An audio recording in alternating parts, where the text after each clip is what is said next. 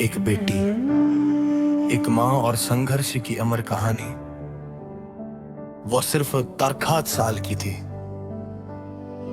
उम्र इतनी कम कि उसे ये भी ठीक से पता नहीं था कि शादी क्या होती है और शादी के बाद जिंदगी किन जिम्मेदारियों का नाम है।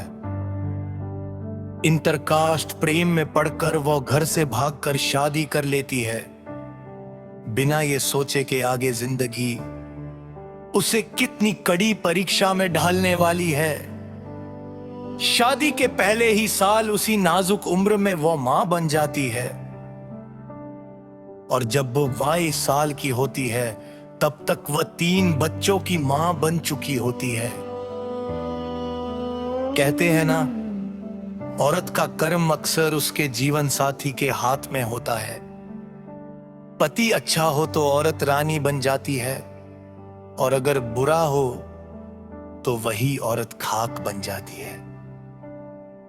3 बच्चों की मां बनने तक उसे यह भी पता नहीं था कि उसका पति दूसरी शादी कर चुका है और बाहर अलग रह रहा है। जब ये सच्चाई सामने आई तो घर में कलेश, अपमान और तिरस्कार शुरू हो गया।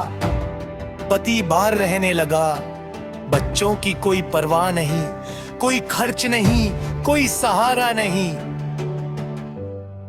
वो अकेली पड़ गई।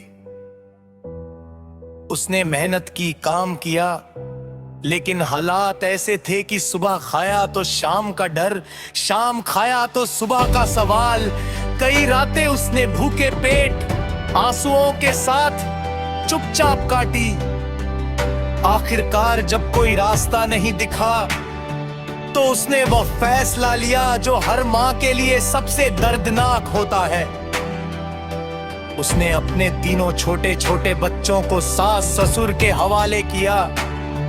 अपने कलेजे के टुकड़ों को अपनी गोद से निकालकर दूसरों की गोद में रख दिया और रोजी रोटी की तलाश में सऊदी अरब चली गई। विदेश की जमीन आसान नहीं होती। न भाषा अपने, न लोग अपने, न माहौल जाना पहचाना। ऊपर से अपने ही अपनों द्वारा दिया गया जख्म। लेकिन उसने हार नहीं मानी। हर दिन आंखों में आने वाले आंसुओं को आंखों के अंदर ही छुपाया और ईमानदारी से मेहनत करती रही।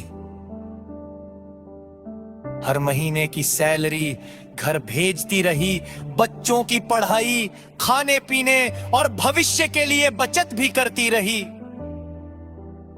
3 साल बाद वो छुट्टी में अपने देश लौटी। बच्चों के लिए कपड़े, किताबें, सपने लेकर बची हुई कमाई से उसने एक छोटा सा झोपड़ी जैसा घर बनाया और फिर दोबारा सऊदी लौट गई। यही सिलसिला 14 साल तक चलता रहा। उसकी मेहनत रंग लाई।